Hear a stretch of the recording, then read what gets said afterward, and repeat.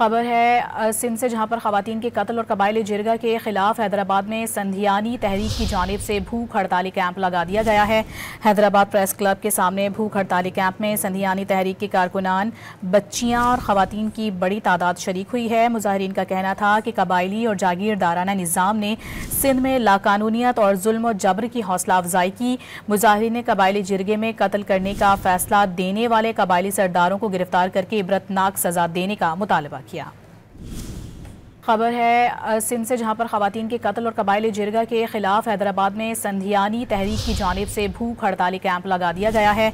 Hyderabad press club के सामने भूख हड़ताली कैंप में संधियानी तहरीक के कारकुनान, बच्चियां और खवातीन की बड़ी तादाद शरीक हुई है। मुजाहिरीन का कहना था कि कबाइली और जागीरदाराना निज़ाम ने सिंध में लाकानूनियत और जुल्म और जबर की हौसला अफजाई की। मुजाहिरीन ने कबाइली जिरगे में कत्ल करने का फैसला देने वाले कबाइली सरदारों को गिरफ्तार करके इबरतनाक सजा देने का मुतालबा किया।